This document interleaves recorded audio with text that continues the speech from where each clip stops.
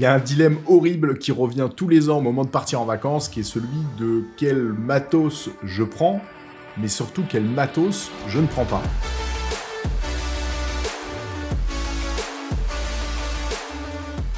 Salut à tous et bienvenue dans Lumétrie, j'espère que ça va bien pour vous. Bon, ça y est, c'est bientôt les vacances, vous allez peut-être partir en vacances, ça dépend du moment où vous regardez cette vidéo-là, mais bref, elle servira, je pense, tout le temps, tous les mois de l'année, en fonction de l'endroit où vous allez, je pense que ça peut vraiment vous aider.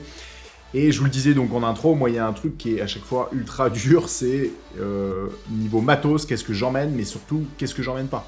Parce que s'il y avait que moi, c'est clair et net que je prendrais la totalité de mon matos. Et je pense que t'es pareil.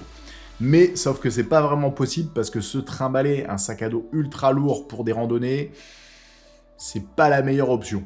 Alors quand je parle vacances, je parle bien de vacances et pas de voyage, c'est vraiment deux choses différentes. Les vacances, c'est tu pars 2 semaines, 3 semaines, 1 mois, 2 mois, 3 mois pour, en fin de compte, te faire plaisir, dépenser ton argent. Et là, en effet, il va falloir sélectionner quel matos tu prends et partir, par exemple, en voyage. Et c'est là, vraiment, c'est pour vivre, habiter dans un endroit. Là, en effet, tu peux prendre tout ton matos, il y a aucun souci pour ça. Donc, c'est vraiment deux choses différentes. Et je vais pas non plus parler aussi de vidéos. Si je pars avec des potes, par exemple, pour faire du contenu, de la création de contenu, des potes photographes, vidéastes, je parle pas de ça non plus parce que là je vais prendre un petit peu plus de matos que prévu, donc voilà, c'est un peu différent. Là vraiment je parle de vacances, t'as envie de partir en famille et t'as envie de te faire une petite vidéo ou quoi que ce soit, eh bien ça va être vraiment le sujet de cette vidéo. Alors avant de commencer, je voudrais te parler du sponsor de la vidéo. Le sponsor de la vidéo, c'est Artlist. C'est le bon moment de prendre un abonnement chez eux. Si jamais tu pars en vacances et t'as envie de te faire une belle vidéo de voyage, eh bien Artlist, c'est juste le site parfait. Sur Artlist, on a énormément de choix de musique de qualité. C'est ça qui est important aussi. Le but, c'est pas d'avoir énormément de quantité, mais que ce soit aussi de la qualité. Et c'est ce que nous propose Artlist. Vous allez avoir aussi une galerie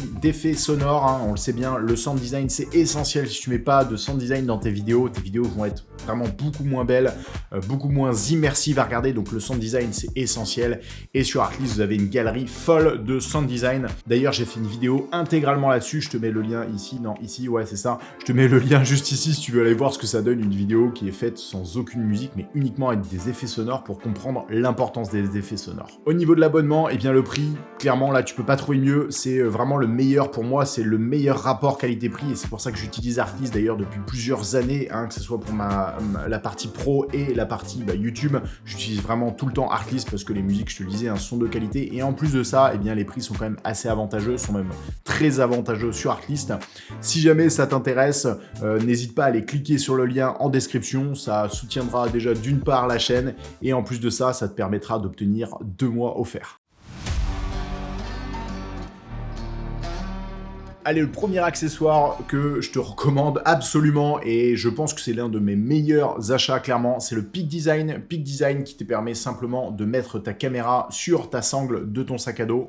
Ça, c'est ultra pratique. Alors, t'inquiète pas, il n'y a aucun risque. Je l'ai testé depuis très longtemps et ça bouge pas du tout. Tu peux courir, tu peux sauter, tu peux faire, bref, ce que tu veux, ça ne bougera pas. C'est vraiment très sécure. Moi, c'était un peu ma crainte au début de mettre un boîtier assez cher sur la sangle de mon sac, mais en fait, c'est ultra safe, donc aucun souci pour ça. Et donc, pour l'installer, eh bien, c'est très simple. En fin de compte, tu as 2 plaques avec 2 pas de vis de chaque côté. Donc là, clairement, c'est impossible que ça glisse ou que ça s'enlève ou que ça se casse à cette partie-là. C'est juste, c'est juste pas possible, donc clairement c'est ultra safe. Et pourquoi c'est pratique d'avoir un Peak Design pour porter ta caméra? Eh bien, ça va tout simplement te permettre d'avoir ta caméra sur ton épaule, que tu fasses du vlog ou même que tu aies envie de capturer des images à des instants précis parce qu'il y a quelque chose qui se passe ou quoi que ce soit. Eh bien, ça t'évite de poser ton sac, ouvrir ton sac, sortir ta caméra, etc. Là, l'avantage, c'est que tu as tout qui est directement sur ton sac. Ça te fait gagner du temps et c'est juste ultra pratique. Allez, deuxième accessoire qui est pour moi indispensable, enfin pas que pour moi, pour tous les vidéastes et surtout si tu veux faire du contenu de bonne qualité, c'est un filtre ND. Un filtre ND, c'est essentiel, je vois encore plein de vidéos où tu vois vraiment qu'il y a le shutter speed qui n'a pas été respecté. Si tu connais pas tout ça, si c'est un peu du chinois pour toi, n'hésite pas à aller voir les vidéos que j'ai faites à ce sujet, tu vas tout de suite comprendre l'intérêt et l'avantage d'un filtre ND. Donc le filtre ND que je te recommande, c'est le Polar Pro, le Peter McKinnon Edition 2. Alors tu as la version Mist ou tu as la version normale. Moi, je te conseille vraiment de prendre la version normale et ensuite de faire comme moi, de rajouter un filtre Mist par-dessus. C'est beaucoup plus pratique parce que si tu prends le mist directement, bah, tu n'as plus le choix que d'utiliser à chaque fois un mist. Et dans certaines situations, eh bien, moi j'estime qu'il faut avoir le maximum de possibilités et pas être bloqué, on va dire, d'un point de vue créativité. Alors je commence tout de suite avec le défaut du Polar Pro, avant de me prendre plein de commentaires, genre c'est pas le meilleur, quoi que ce soit. Oui, c'est clair, au niveau True Color, j'arrive jamais à le dire ce mot, c'est horrible. Au niveau des vraies couleurs, c'est vrai que c'est pas le meilleur. Il y a d'autres marques qui proposent vraiment les vraies couleurs et c'est un peu le défaut du Peter McKinnon deuxième édition. Donc je suis vraiment impatient d'avoir la troisième édition, de savoir s'ils vont réussir à créer des trucs. J'ai pas d'infos d'ailleurs là-dessus, mais j'ai bien hâte. Mais le gros avantage du Peter McKinnon, contrairement à pas mal de filtres ND, et j'en ai testé beaucoup, je pense que j'ai même testé pratiquement toutes les marques qui existent sur le marché et c'est pour moi les meilleurs parce qu'ils s'adaptent déjà à n'importe quel objectif. Et c'est ça qui est important pour moi dans un filtre ND, c'est que ça puisse s'adapter à n'importe quel objectif, parce que quand tu mets un filtre ND variable, c'est pour des shootings généralement un peu plus run and gun, parce que si tu veux vraiment ne pas avoir de vignettage et ne pas avoir un peu les défauts que procure un filtre variable, eh bien tu mets des ND fixes. Mais là, ça implique vraiment des tournages un peu plus sérieux, un peu plus posés ou quoi que ce soit. Donc, c'est pour ça qu'on utilise des filtres ND variables. Et donc, pourquoi je te dis que les filtres Polar Pro, c'est pour moi les meilleurs aujourd'hui? Bien parce que si tu descends en dessous de 24 mm, t'as aucun risque de voir les bords du filtre. Et là, je parle pas de vignettage. Il y a plein de gens qui font un peu la confusion entre les vignettages et le bord de l'objectif. Le vignettage, c'est ça. Et tu vois, ça, c'est pas moche. Le vignettage, d'ailleurs, on en rajoute en post-production.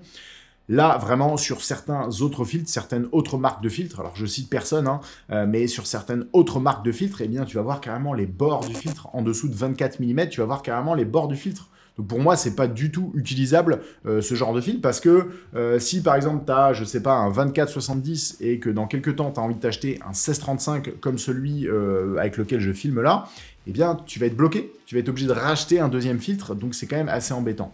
Et pareil pour la taille, le dernier le dernier tips, c'est prendre du 82 mm absolument, et ensuite tu vas pouvoir venir mettre une bague d'adaptation, ça va être beaucoup plus pratique. Tu vois, moi je le fais là, par exemple, sur mon macro, là, Sony macro, eh bien, je sais plus, c'est du 62, je crois, le diamètre. Et tu vois, j'ai juste acheté des bagues comme ça d'adaptation. Bon, on voit que dalle, mais bref, t'as compris, des bagues d'adaptation, comme ça, tu achètes un filtre de 82 mm et peu importe l'objectif que tu vas acheter par la suite, eh bien, tu pourras les utiliser. L'avant-dernier avantage aussi du Polar Pro que je trouve, c'est son utilisation. On voit que ça a été pensé par des mecs qui font de la vidéo et pas des mecs qui sont dans un bureau et qui se sont dit tiens, on va vendre un filtre ND. La grosse différence, c'est que eh bien, sur le Polar Pro, on a deux capuchons, donc quand tu le dévisses de ton boîtier, eh bien, t'es pas obligé de le mettre dans une grosse boîte ou quoi que ce soit. Tu as un capuchon qui est très fin et tu peux le glisser dans ta poche, dans ton sac, donc tu vas avoir aucun risque d'abîmer, de rayer ton filtre ND, et ça fait une grosse différence. Et le dernier avantage du Polar Pro deuxième édition de Peter McKinnon, eh bien, c'est à visser. Moi, je suis pas hyper fan des filtres, des systèmes un peu magnétiques ou quoi que ce soit, ou autres systèmes, parce que j'ai toujours un peu peur de taper dedans ou quoi que ce soit et que le filtre tombe. Alors, ça tient bien, hein, honnêtement, ça tient bien. J'en ai testé pas mal, des filtres ND ou même à pression, là, comme ça. Ça tient bien, mais dans certaines situations, moi je préfère quand même avoir un filtre ND, hein, je te le disais, moi j'avais fait des tournages avec une compagnie d'hélicoptères, et clairement j'aurais pas utilisé de filtre ND magnétique, parce que ça m'est arrivé plusieurs fois de me prendre, de sortir un peu la caméra hors de la porte et de me prendre un coup de vent à 150-200 km/h, je sais pas ce que ça donnerait. Ça se trouve ça tiendrait, hein, le filtre ND, mais... ouais, je préfère quand même un truc à visser, tu peux taper dedans, tu peux faire ce que tu veux, ça ne bougera pas, donc... ouais, c'est le dernier avantage que je trouve au Peter McKinnon deuxième édition. Allez, prochain accessoire, c'est ce truc-là. Ça vient de la marque PGY Tech. Alors, ils me l'ont envoyé. J'ai même pas de vidéo à faire dessus. En fin de compte, ils me l'ont envoyé juste pour que je le teste. Et en effet, je l'ai testé. Je voulais faire une vidéo... directement après la sortie, mais vous le savez, moi j'aime bien quand même tester les produits un peu plus longtemps pour pouvoir vraiment les essayer dans n'importe quelle situation, et puis ensuite vous en parlez sur la chaîne ou pas. Quand je parle pas de produits, c'est que soit je les ai pas reçus, soit je les ai pas testés, ou soit c'est que j'estime que c'est pas de la bonne qualité. Alors l'utilité numéro 1, c'est de faire du vlog, pouvoir facecam, pour pouvoir faire du facecam, mais tu vois, tu as aussi la fonction trépied juste ici. Donc ça te permet notamment de faire des hyperlapses, enfin des timelapses plutôt, des hyperlapses, rien à voir. Ça te permet de faire des timelapses si tu pars en vacances, quoi que ce soit, eh bien, tu vois, c'est quand même tout petit, hein, vu la taille, tu vois, par rapport à ma main, c'est quand même tout petit, donc c'est l'accessoire un peu que tu peux mettre facilement dans ton sac, tu vois, en plus, tu as la tête qui est pivotante, donc ça peut vraiment se caler très, très facilement. Et en plus de ça, c'est tout léger. Alors, tu as un autre accessoire qui est un GorillaPod. Moi, c'est ce que j'utilisais avant versus ce que je vais continuer un petit peu à utiliser. On est sur un produit qui est quand même pas non plus de la même taille. Tu vois, quand je les mets côte à côte, là, comme ça, on a quand même une différence de taille. Mais on va dire les deux ont des avantages et des inconvénients. Celui-ci, le GorillaPod, avec le temps, eh bien, au bout d'un moment, ça tient plus. C'est un peu les retours et tous ceux qui font beaucoup de vlogs ou quoi que ce soit, ou qui l'utilisent beaucoup, c'est qu'au bout d'un moment, ça tient plus. Perso, je l'ai acheté il y a un an, un peu plus d'un an et demi. J'ai jamais eu de souci avec. Alors après, je l'utilise pas, peut-être pas suffisamment pour le tester à fond, mais voilà, c'est le retour qu'il y a eu. Mais le gros avantage, contrairement à ça, alors ça, l'utilisation, elle est beaucoup plus pratique que le GorillaPod, parce que le GorillaPod, c'est un peu galère. Tu es obligé à chaque fois tu vois, si je veux le mettre comme ça, je suis obligé d'articuler et tout, ça prend un peu de temps. Si j'essaye avec le PGY Tech, le MantisPod, voilà, j'étais en train de chercher, le MantisPod, eh bien, tu vois, c'est quand même très rapide. Tu vois, tu le refermes, boum, tu l'ouvres. Donc, d'un point de vue utilisation, ça, c'est beaucoup plus rapide. Après, l'inconvénient de ça, eh bien, c'est que tu vas pas pouvoir l'accrocher facilement n'importe où. Contrairement au GorillaPod, le GorillaPod, hein, tu vois, c'est articulé. Hein. Si par exemple j'ai un poteau là comme ça et que j'ai envie de l'accrocher, bah, tu vois, je peux le mettre comme je veux et ça va pouvoir se fixer plus ou moins partout. Donc voilà, c'est les deux avantages, on va dire. Enfin, ouais, c'est les deux avantages. Mais je te recommande quand même un peu plus ça, surtout si tu comptes faire du vlog. Ça va être plus pratique que ça. Et ensuite, le dernier truc, c'est qu'est-ce que moi j'emmènerais si je pars en vacances, vraiment en vacances, hein, pour le plaisir et que j'ai quand même envie de faire une petite vidéo. Eh bien, je prendrai mon boîtier, je prendrai le 16-35 parce que moi j'aime bien faire du vlog et j'aime bien quand même les plans larges. 16-35, ça me donne une belle plage d'ouverture, une belle plage plutôt de focale qui est quand même agréable, que ce soit pour du paysage ou je te le disais pour du vlog. Et le deuxième objectif, ça serait mon Sigma 24-70 parce que 70 mm, on peut aller chercher des sujets qui sont un peu plus loin. Donc ça me semble être le combo un peu parfait, 16-35, 24-70. Je couvre quand même une plage de focale assez large et eh bien c'est ce que j'emmènerai dans mon sac. Je prendrai peut-être aussi le micro, un micro rod, mais voilà, ça me semble assez cohérent et surtout, hein, je te le disais, le but c'est pas d'avoir un sac qui soit ultra chargé, ultra lourd à porter parce que sinon bah, tu kiffes pas trop tes vacances. Donc le but hein, quand tu pars en vacances, c'est quand même de kiffer. Voilà pour cette vidéo matos, tu vois, j'emmène pas plus de choses que ça. J'espère que cette vidéo t'a plu et puis va pouvoir t'aider. T'as pas besoin d'emmener beaucoup plus de matos que ça pour faire une belle vidéo. Par rapport à YouTube, je fais une petite pause. Là, c'est ma dernière vidéo. Je vais reprendre normalement en septembre. Donc voilà, ça va faire du bien de faire une vraie pause. Je te souhaite de très très bonnes vacances si tu pars en vacances. Si tu pars pas en vacances, eh bien, bon courage à toi. Si tu travailles ou quoi que ce soit, si tu pars en vacances, eh bien, kiffe bien tes vacances. Profite à fond pour te reposer et pourquoi pas faire une belle vidéo. Mais de se reposer, c'est ça le plus important. Et puis, ben, on se retrouve en septembre. Ciao!